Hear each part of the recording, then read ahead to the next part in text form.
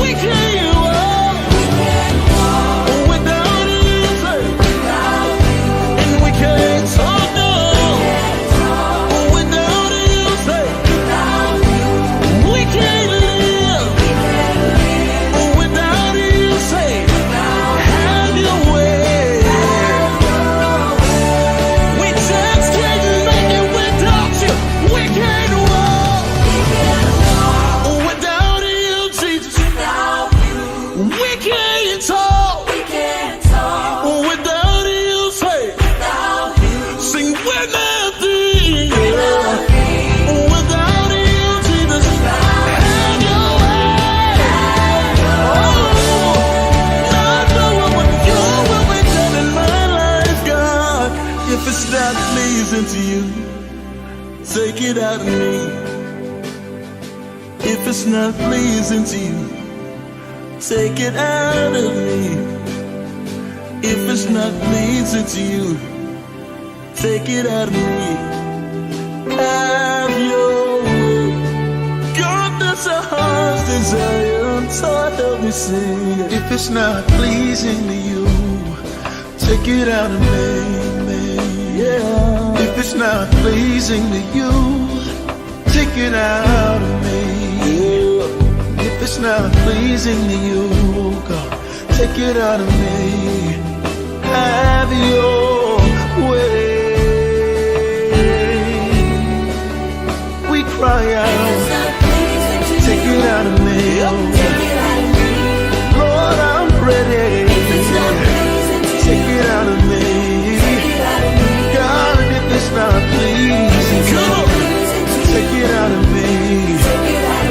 Have your way. Father, this is our heart's cry. Come on, raise those voices with us and say, if it's not, take it out of me, Lord. If it's not pleasing, however you want to do it, just take it out of me. My answer is yes, God. Take it out of me and have your way. We're ready. We're ready. If it's not, Take it out of me, say. whatever you have to do, my answer is yes today. Take it out of me, oh God. Burn it away, burn it away. Burn it away, burn it away. Yeah, yeah, yeah. Everybody clap. Lift your voice and clap. We're ready, oh God. Have your way. We're nothing without you. We cry. We're waiting for white flag. We give ourselves away. Because we're worthy outside you. This is a cry of surrender, oh God. Give us up to you. Have your way. Yeah. Everybody lift your voice one more time. Come on. Yeah. We just can't make it without you. Jesus. Yeah. And we don't wanna be without you.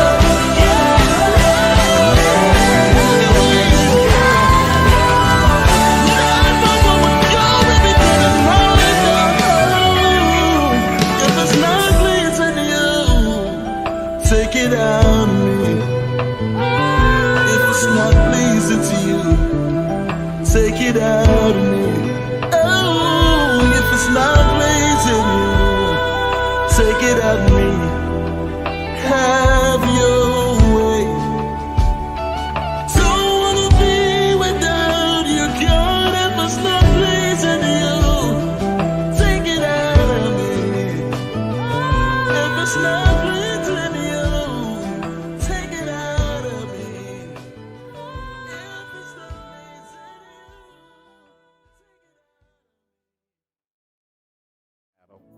you. And the length of the battle. And as believers, can I tell you this? You have a right to raise that question. Where did this battle come from? How long is it going to last? And the thing that you really want to know is that I'm going to win this battle. That's the thing you must recognize. With God, you are going to win this battle. Faith versus intellect. That's the other thing I want to share with you tonight. Faith versus your intellect. Because this is the battle. I want to speak to all of you intellectuals tonight. Faith and your intellect are probably at war. Your intellect is challenged by your faith. Faith, as we know it, just simply says, I believe and I trust. And can I say something to you tonight? Tonight's going to be a night of confrontation. In advance, I want to confront your faith.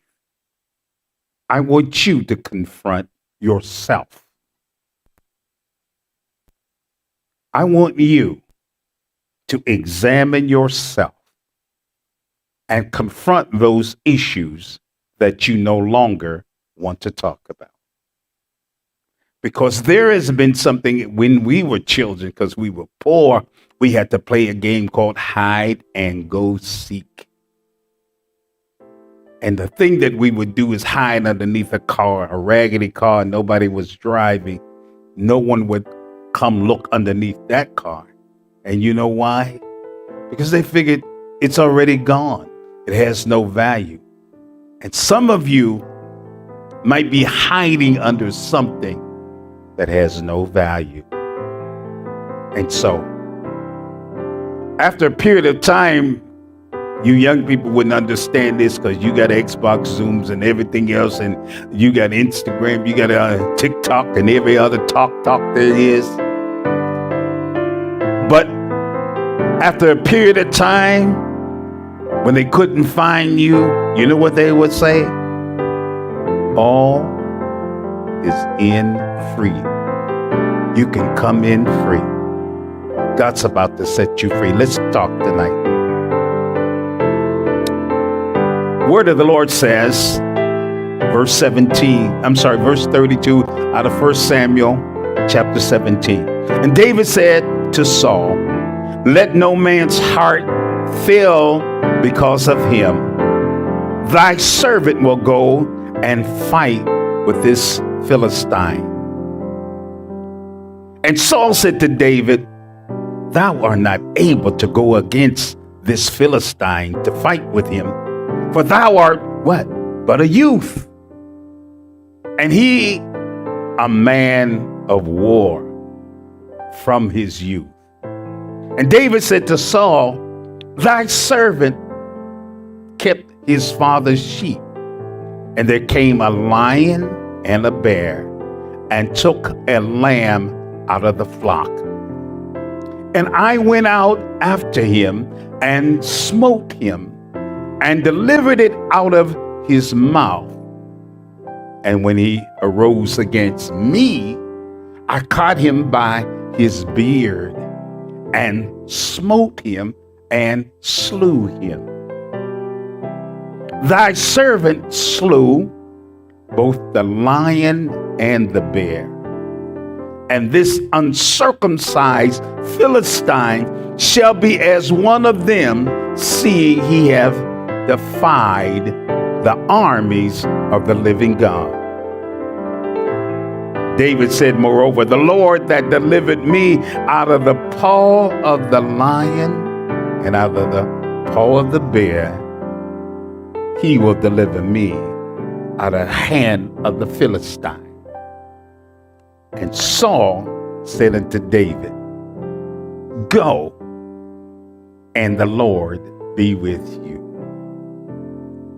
Saul said, go, and the Lord be with you. Tonight, You know what's so interesting? I want to talk about the lions of your life.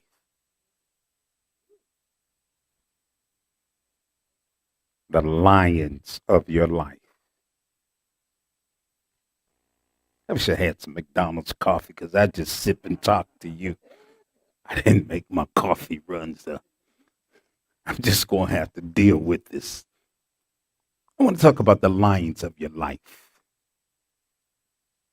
The lion, and so when we pick up our Bibles, we understand that there are dimensions, or there is a foundation, rather, of text.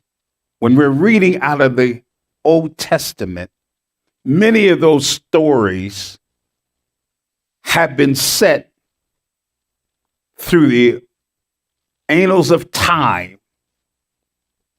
And some would say, what's the application to today? Because when you look at this text, you have to extract from your reading.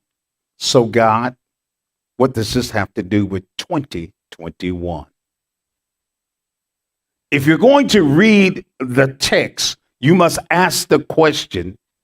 After you exegese the text, you read it correctly, understanding it, extract from it the values of it. You know how it was when you used to have fish fry? Don't eat that bone. Choke on it. What is the value of this text? Let me help you real quick. You've got David. David now is with Saul. He's having a conversation because David has been sent by his father, Jesse, to go take food to his three brothers who were elegant, tall, robust, trained. But like the other soldiers with Saul, they were free but captive. What does that mean? There was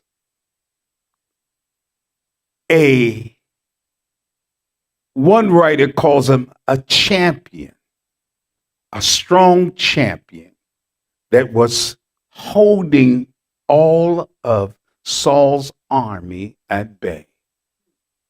One giant by the name of Goliath. You've got an army and one giant is holding you at bay. One thing is holding you, intimidating you, causing you to be in a holding position longer than you want to be. Some of you have one thing in your life that has held you back longer than you want to be.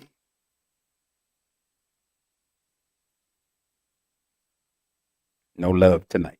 One thing, one giant thing that has held you back. And God's love for you is to free you of the one thing that is holding you back. And the mystery of this is that there's a battle going on. Because some days you feel like, oh God, I'm going to get victory over this. And other days you're like, this is killing me. Victory, killing me. Victory, killing me. Victory, killing me. And with faith, you have to make up your mind. Am I going to have victory or is this really going to kill me? With faith, you got to, remember I said a sense of accountability tonight? You got to, remember I already told you tonight was a night of confrontation where we were going to ask you to confront you. You are now, watch this, you're the patient and the examiner. So you're going to lay down and be the patient And then you're going to stand over yourself and say, let me deal with me, not somebody else tonight. Let's deal with me, not the populace. David comes, his father says, take some bread, some cheese to your brothers because they're hungry. They're out in the battle with Saul and they're hungry. And that means a whole lot. Woo. Hungry. We come to church tonight and coming up the street and there's a In-N-Out burger up the street. And there's some hungry people. They are wrapped around all the way to the boulevard for a 1, 2, or 3. Because they're hungry. Whenever you're hungry, you want somebody to feed you. When you're longing, you want to be fed. When you're empty, you want to be made full. Now I'm going to ask you, when you're captive, do you want to be free? When you are experiencing moments of captivity, do you truly want to be free, or do you just want to live with bondage? So now, David shows up. He's the younger of the 3 brothers plus 1. He's there. He drops off the food, and here's a conversation. Let's speak to it ebonically in today's time. What's up, man? I'm just dropping off the food Dad told me to bring you. Okay. Bro, you hungry? Well, I done lost my appetite right now. Why you lost your appetite? Well, I'm actually being intimidated by this giant. Because, when you go through seasons, you'll lose or gain an appetite. Some of you weren't going through. You eat too much. And then some of you can't eat water because you go, okay, because it just keeps coming up. David says to his brothers, what's the problem? He says, well, wait a minute. We got to deal with this battle we're up against. And he says, this battle's been going on, but we're not fighting. We're just actually waiting. They weren't fighting. They were just waiting for the giant to come get them. Now, if you're going to take me on, you're going to take me down fight. You're just not going to just keep looking at me and telling me I'm not going to have what God said I'm going to have. You're not going to keep doing us like this. People of faith, we're not going to let you do that to us without an engagement. Remember, I told you, you got to confront. I'm sorry, but passive believers are not the right ones to be with you right now. It's time to understand that the kingdom suffers violence, and the violent has to take it back by force. You got to engage. You got to confront some things. David's brothers didn't want to deal with it. You got some people around you that don't want to deal with it. I know I'm talking to you. You're going to turn me off real quick and everything. And that's okay, because I'm going to go get my senior cup of coffee. I'm going to sip on it, and I'm going to be cool. I'm not mad. I want to inspire you to understand something. Faith is a battle. Sometimes you're going to have to confront a giant to walk in faith. And that giant has been intimidating too many of us too long. Whatever this giant might be. And so now, I'm going to hurry up because I want to get to a couple points I got to make here before I get out of here, before you turn me on. So David says, he overhears. They weren't even talking to him. He overhears, listen, Goliath is there. Saul makes a directive. He says, let me tell you guys something. He doesn't even say, I'm going to go do it. Whoever. Now, Saul is the king. The king's not even moving. The king's not. See, the adversary has so many people intimidated. Even those you think should be moving aren't moving. Now, David is like, I'm just a little shepherd boy. I'm not no king. But tell me more. Because he's hearing opportunity. That's what God is giving you. Opportunity. And when you hear opportunity, you ought to be saying, tell me more. You shouldn't be going like, I'm scared. When you hear opportunity, you ought to just sit up and say, let me hear some more. And you know what people, you ever hear somebody talk and say something good and they say, and you're like, I don't really want to be listening, but I'm listening. So David was like, I don't really want to be listening, but I hear something. Tell me some more. So he says, well, Saul says, listen, let me tell you something. He told the soldiers, if you rise up and kill Goliath. What he's saying, because I don't have the power to do it. But he says, whoever rises up and takes down Goliath, let me tell you what's going to happen to him. Whew. He can marry my daughter. Pick and choose whichever one you want.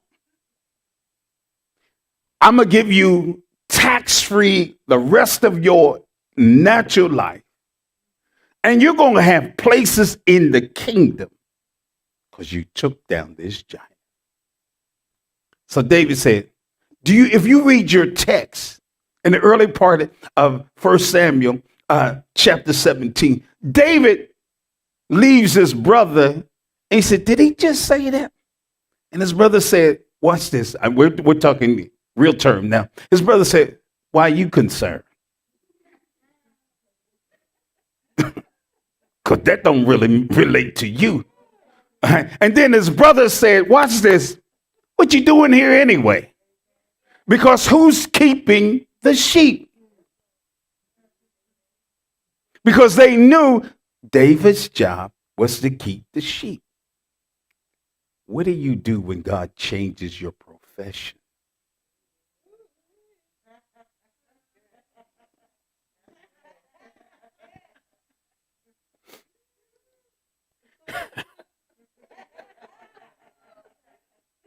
When God changes your profession and the destiny of your life, you know what you do? Go with it. His brother said, who's keeping, and I want you to read this in your text, those few sheep that belong to daddy? David said, listen, I turned them over to my homie. He's watching them. Daddy told me to come out here and bring you some food, some cheese and stuff. And now that I'm out here, I'm observing some things. Faith observes things. Faith is an observing element. It sees opportunity. And so David says, all right, let me ask somebody else. The next soldier says to him, what you heard is true. If you kill Goliath, taxes is free. You get to choose a wife. You got a life that you never had. David said, let me just check this out one more time. He asked not only Saul, his brother, but he asked one more soldier. Make it plain. Before I take on this, are you telling me my life is about to change for the better? That's part of faith, because your life is about to change for the better. But watch this. There are going to be few people think it's going to happen.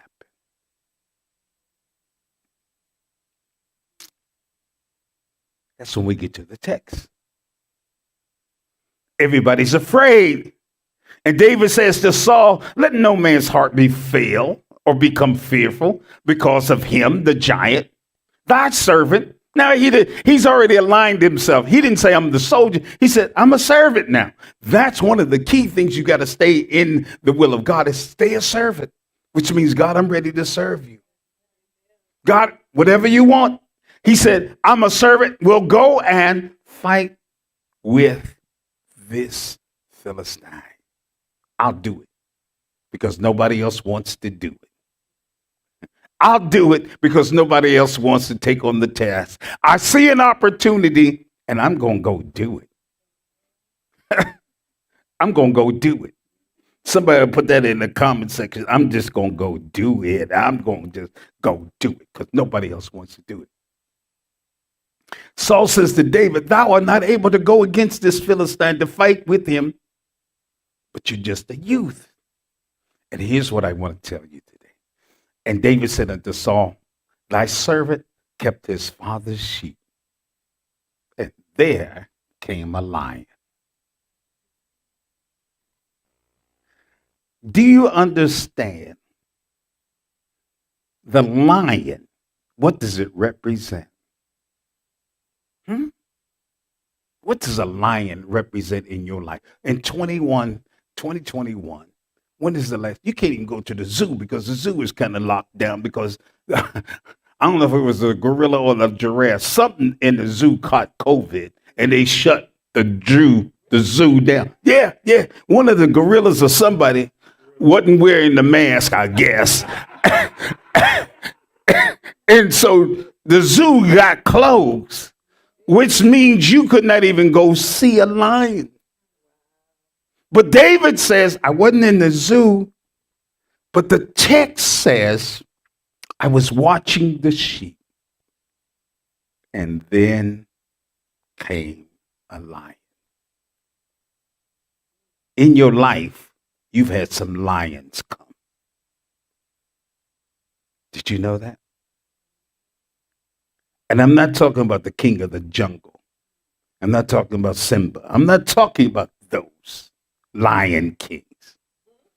Because in this text, the lion is critical because a lion is used to having whatever it wants. A lion is so strong. I told you all when I went to South Africa and I went to the natural habitat with all of them, and it was so. It's just picturesque to see the male lion just laying there, dominating. He don't feel like getting up or nothing, and he make the lioness go do what he brings the food back and all that other stuff. Cause you know what he's saying? I'm the king. I'm the king. And when the cubs was getting up and getting out, he took a look at the cubs, and the cubs kind of just calmed down. He's like, I'm king. I'm not dealing with all this foolishness right now. But this lion was on a mission to destroy what David was assigned to take care of.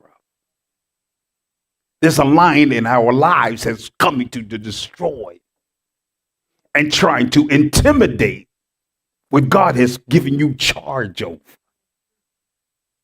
Your future, your dreams, your aspirations, your hope. Almost cuss. So what? You had a bad marriage and now you starting all over. So what? You had to challenge your financial structure. You had to file chapter 7. No, you didn't even file a chapter 7 or 11. You just walked away from the debt. You like, I can't take it anymore. That lion wanted to consume you. And now you're at another place. The lion actually was sent to make you ready for the giant.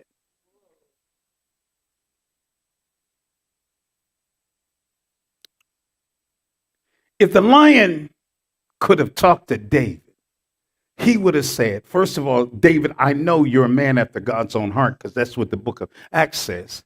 And he also knows that whatever God has deemed, I can't do any more to you than God allows. You forgot all of that, didn't you? All of you that just cried out, oh, Jesus, I can't take it. No. Do you understand your lions cannot do more to you? They can't even come closer than God will allow. And that lion represents a force that is greater than you, but actually it's preparing you for your Goliath. That thing that's going to open doors for you. That thing's going to make you wealthy. That thing's going to make you lend and not borrow. And some of you don't realize that the lions of your life are good for you. Not one amen. Lions are good for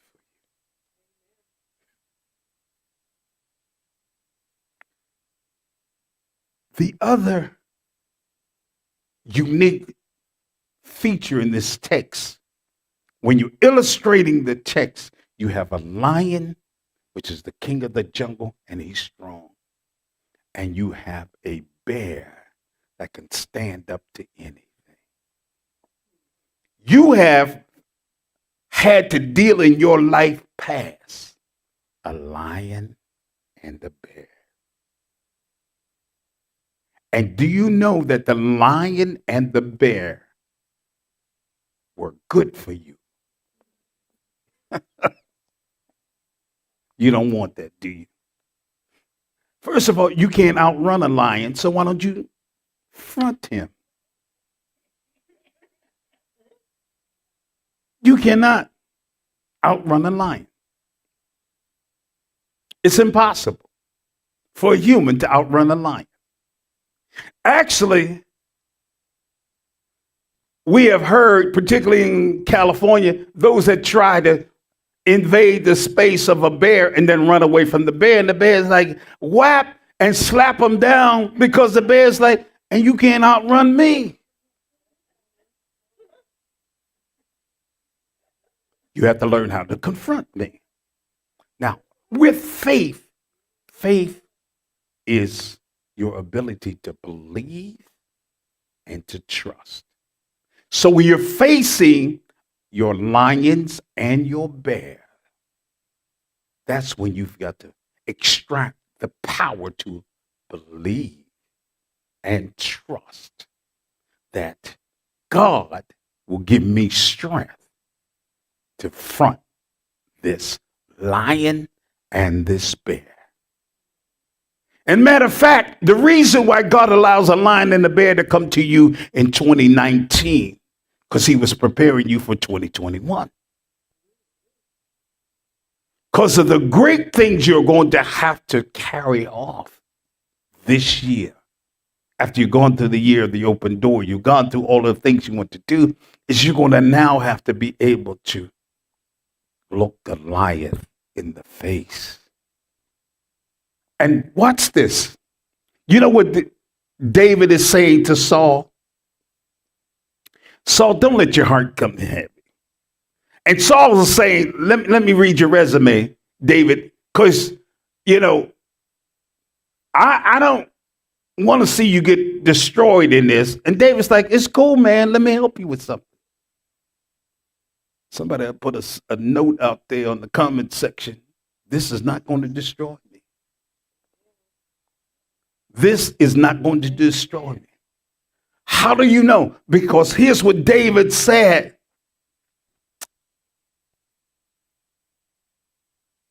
In verse 34, I was the keeper of my father's sheep, and there came a lion and a bear and took a lamb out of the flock. And watch what he does. And my faith in God made me go after him. You know what you do when you have little faith? You can have it. Maybe it wasn't for me.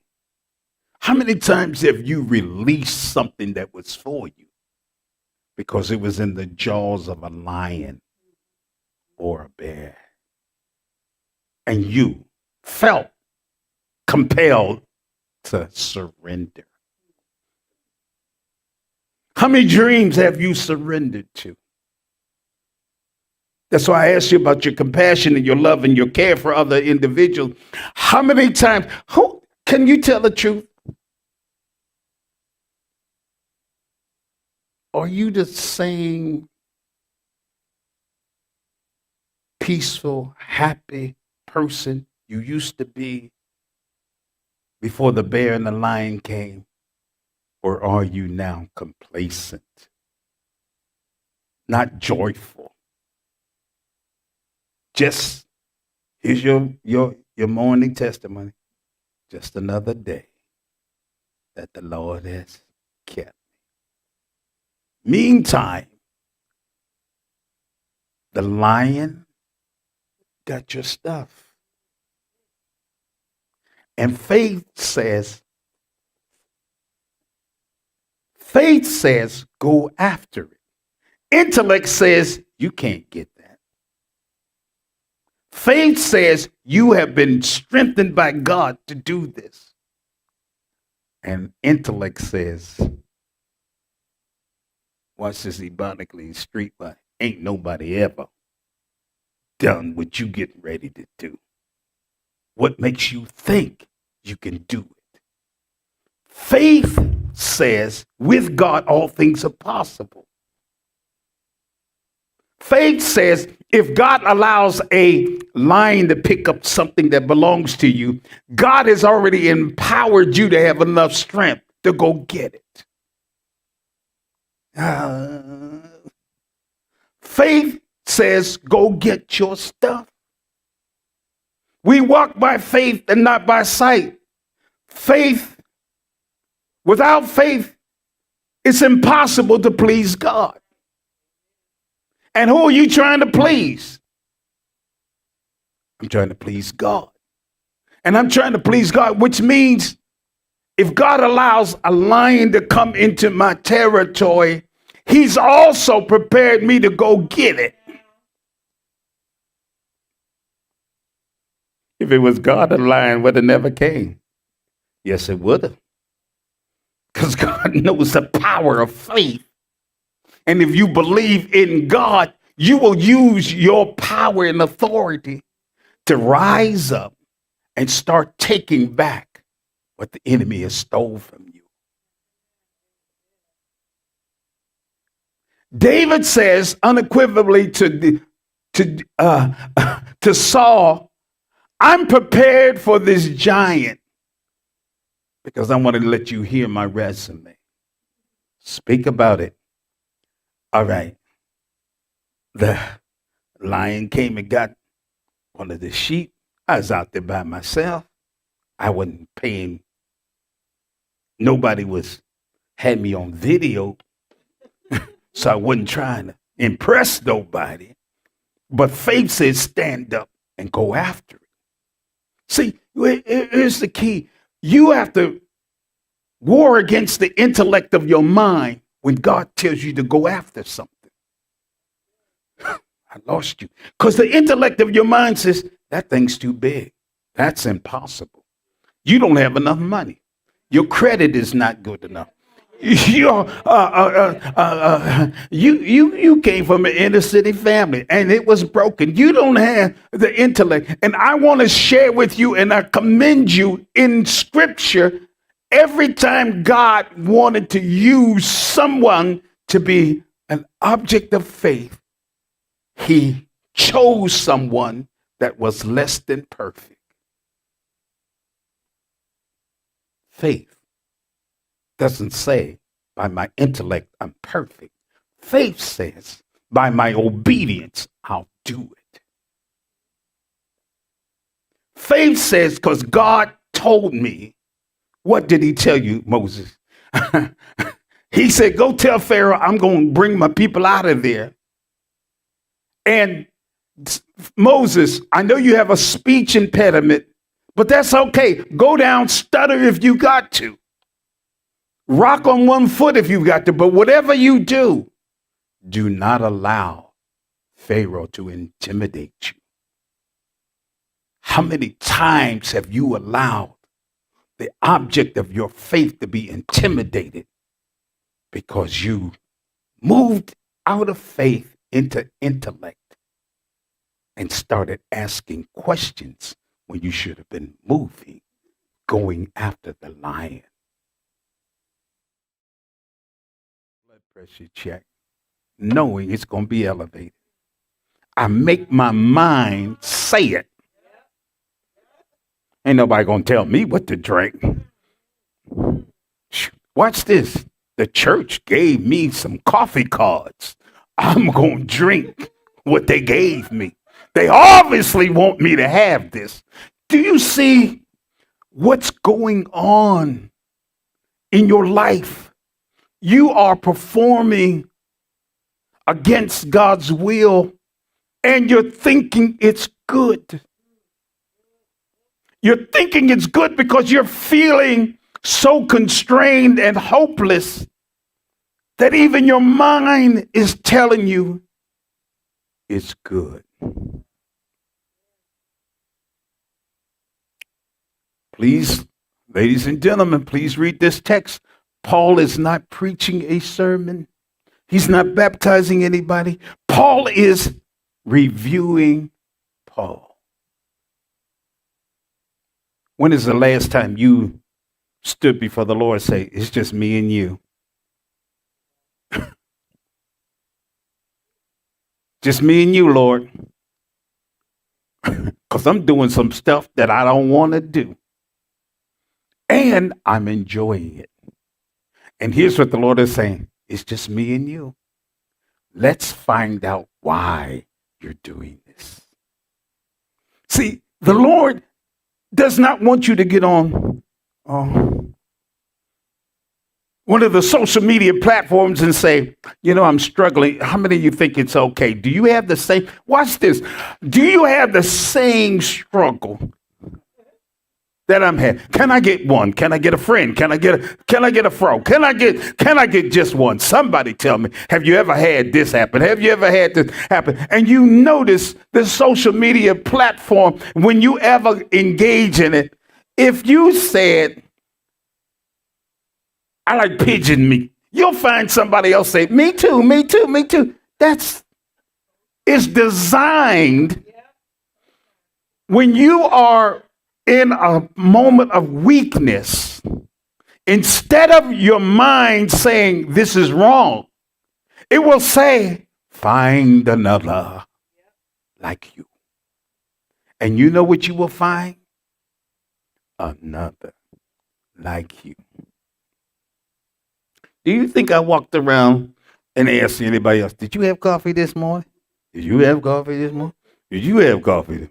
I know you like coffee. I mean, because we were all seniors and whatever, all we are there. So I know they drank something, I'm sorry. So what I'm saying to you, after hearing direction about how to correct a problem, why would I go back and repeat it just because others are co-signing it? Why do you engage when others are validating what you know is not good, but you're making it feel good? Weakness of the mind. Verse 17. Now then, it is no more I that do it. Watch this. He said, I figured out it's the sin that dwells in me. What he's saying, Paul is saying to you and I, is sin is powerful. Sin is powerful. And can I tell you something? All that lie that they told you about, if you sin, it's going to taste bad. If you sin, the lightning's going to open up from heaven and the ground's just going to swallow you up. Liar, liar's pants on fire. Let me help you with something. Your mortal being has, watch this, it has a tendency to desire that which is not good for it.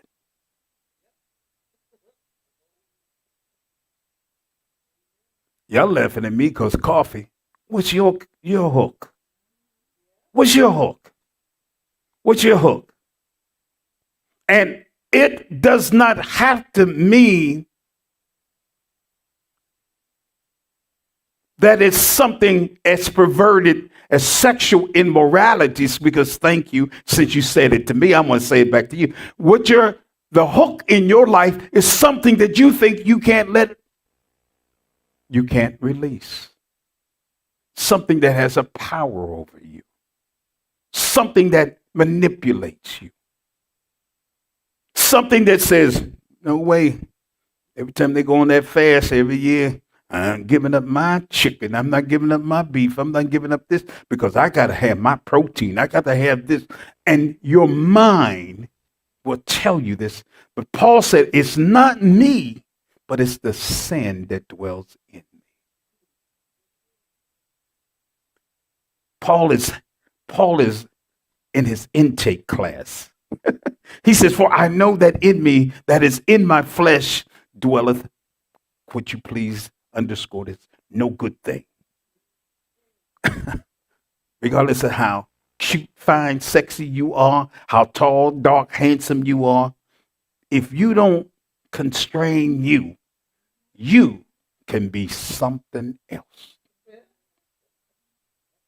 I don't care if you saved, sanctified, speaking in tongues, laying on 12 Bibles. If you do not bring yourself to Christ and say to the Lord, I know in me dwells no good thing. Because see, some of you are already out there judging. And you know, I told you I could hear you even through the camera. Some of you are out there judging and like, you must not be saved. Paul is the apostle.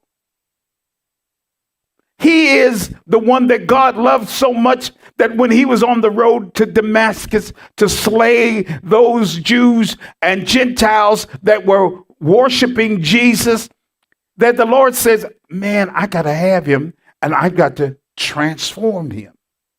And so what did the Lord do? He blinds him for 3 days. And he gives Saul the experience of his life. The experience of Saul's life was, wait a minute. Now I'm walking with the God that I was persecuting. Who do you think that upsets?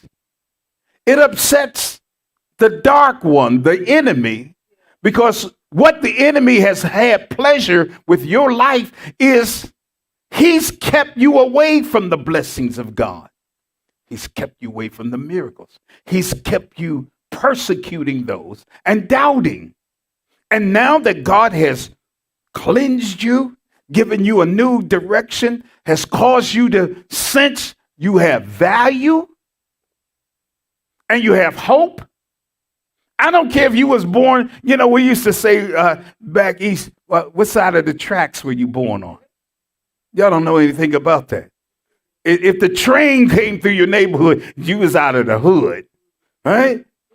And yet I want to tell you, the enemy would make you and persecute you and vilify you to make you believe, if I came from the wrong side, I can never have it.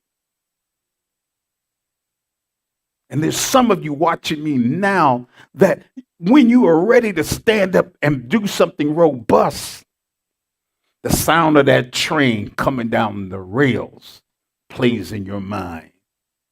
And not a natural train, but something that's giving you foundational doubt to make you wonder, am I really who God said I am?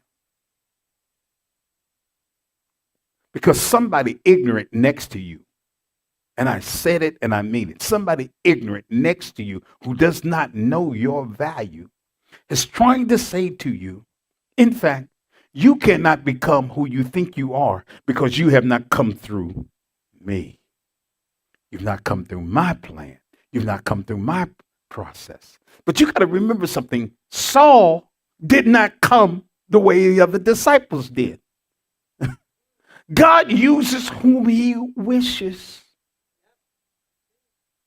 Could you put your hand up and say to your Jojo, you have no say about God using me. I mean, I'm serious, ladies and gentlemen. You got to get to the point that you just simply say, you cannot continue to manipulate my future by saying something negative about my past. I got no amens. I get no heart. Paul says that I know in me. Now, I know in me, in my flesh dwelleth no good thing. For to will is present with me. I want to do it, but how to perform that which is good, I find not. I don't know how to do it. When you're in therapy, in your intake, you got to be honest. Tell God, I don't know. I struggle with this. I struggle with loving them liars. I struggle with them haters. I struggle with this. God loves you so much, you can tell him everything. Did you know that? God's not going to say, you got to leave. What God is saying is, I have been waiting for you to just express where you are. Tell God I struggle with it. Tell God tell the Lord I struggle. I know in me, that's in my flesh, dwelleth no good thing. For the will to do it is present. But how? The application of it, how to do that which is good, I find not.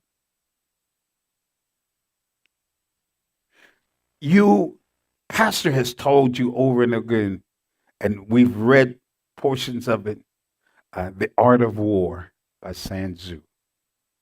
Remember that?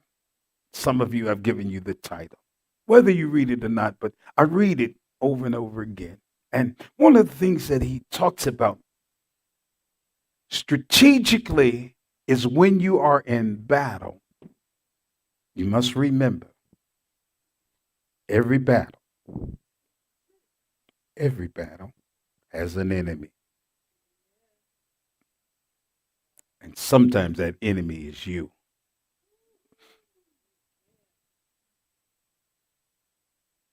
And you have to have a strategy on how to win against the enemy, even when the enemy is you. Because you won't tell you that I want to destroy you. You won't tell you I don't want you to grow.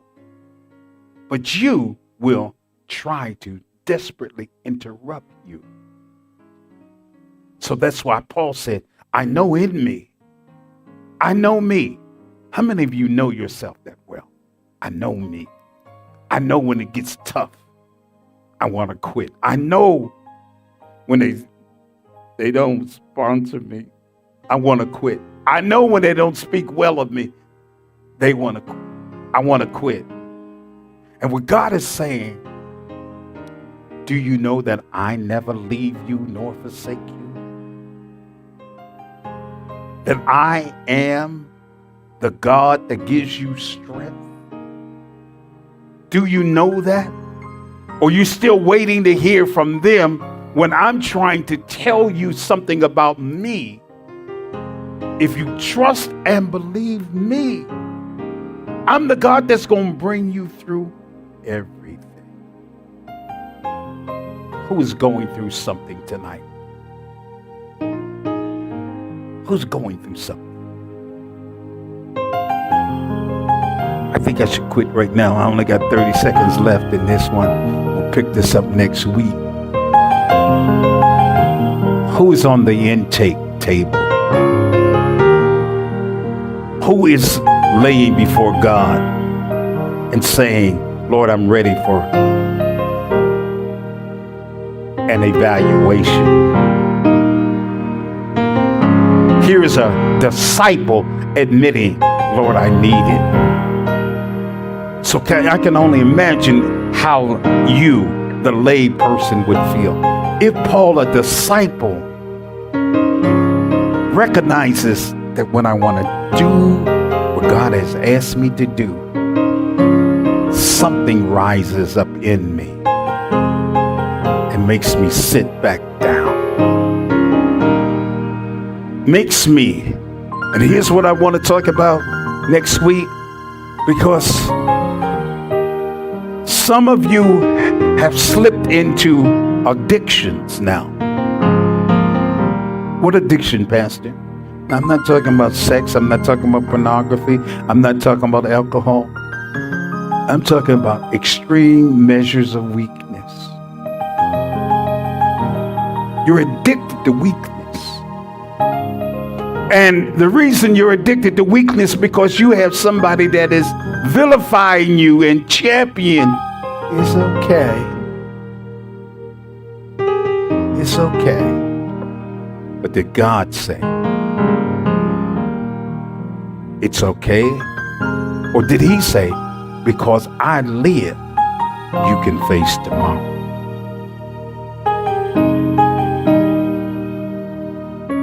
The orchestra's playing. I got to go home and get you out of here, and so you can go home, turn off. And I don't know what's coming on tonight, but something's on, and you might want to watch it. But I want you to grow in faith tonight. I want you to begin peeling back the layers of your life, because you've been asking yourself, why me? How did I get here? And the question you should be asking is, when will I allow God to prepare me for what he has in store for me? Because I know in me dwells no good thing. I know I like a drink of coffee. I know I like, and before coffee, it was something else. And some of you still like this something else. Because you said, it calms my nerves.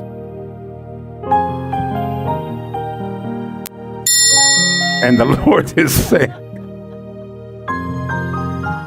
I can calm your raging seas. Do you remember he was on the boat when he said what?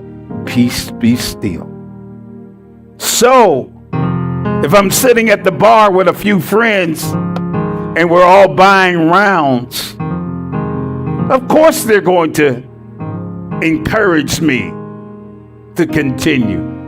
But when God is saying, step away, and I hope you're not offended by it, but step away from that, because you become so inundated with the taste of it that you're just like, while I'm in this, I don't feel nothing. And can I tell you what happens when you're in there? You're missing everything. Did you know that? You're missing everything God has for you when you feel nothing. Because you need to experience love and experience now faith. I want to tell you tonight, God loves you, and we're going to go to therapy together. We're going into therapy. Because you know what I'm thinking, that I wish I had some more time. I don't know who you are, but you're living this lie that you have no emotions. I'm not emotional. God is love. That's an emotion. God cares for you. And just because we can't gather with brick and mortar, there's no reason not to care for those that are in your life. And the reason you can't care for those in your life, because you have a problem with you. And if you have a problem with you, you certainly can't care about somebody else. This is Pastor Andrew Carnegie. Turn to the second, loving on you like faith has no end. I want you to know that now faith is available for you. Before we leave on tonight, you know what I ask you? Pray for someone else. Reach out and say, pray for me. Before we go, I want you to prepare yourself for a seed. Allow yourself to plant a seed. If this ministry has been a blessing to you, and even if it's making you think beyond your desire, but it's convicting you to